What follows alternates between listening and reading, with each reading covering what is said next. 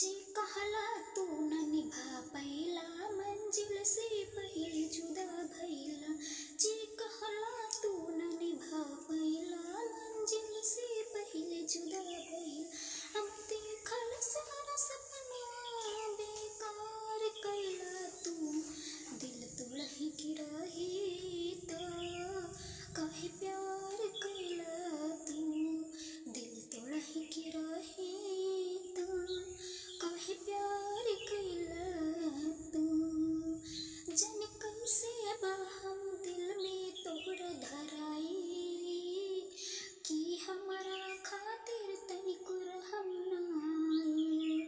जन कैसे बा हम दिल में तोहरा धराई, कि हमारा खातिर तनिको रहम नाई। सही केतनो बात बताई सब इनकार कैला तू, दिल तोड़ही के रहे तो काहे प्यार कैला तू, दिल तोड़ही के रहे तो काहे प्यार कैला तू। परदेसी जिंदगी के बाग में आग लगैला, हम तोहके खुदा मननी तू हमके रोवेला। परदेसी के जिंदगी के बाग में आग लगैला, हम तोहके खुदा मननी तू हमके रोवेला। दुनिया की सोचा हमरा के लाचार कैला तू, दिल तोड़ही के रहे त काहे प्यार कैला तू, दिल तोड़ही के रहे त काहे प्यार कैला तू। तूफान जनी कारा हो ना हमरा से लड़ा हो, कि डोली जाई हमार दूसरा के घरे हो। घात कैले दूसरा के दे हाथ धैले, कि मर जाई पगल रे पगली बिना तोहसे बात कैले, कि मर जाई पगल रे पगली बिना तोहसे बात कैले।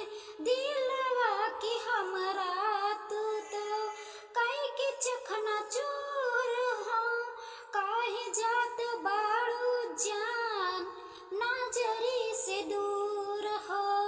तोहके रोवावा तानी हमर बा कसूर हो, घरवा की इज्जत खातिर बानी मजबूर हो।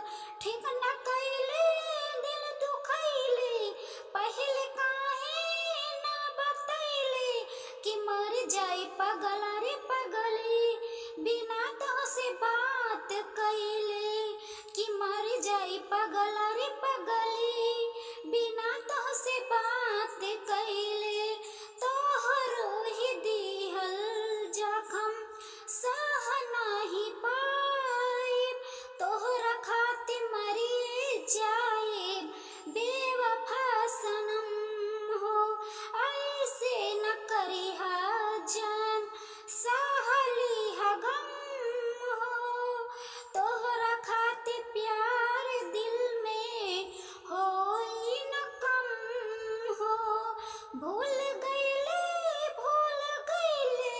वादा कैले क्रिया खैले, कि मर जाई पगल रे पगली बिना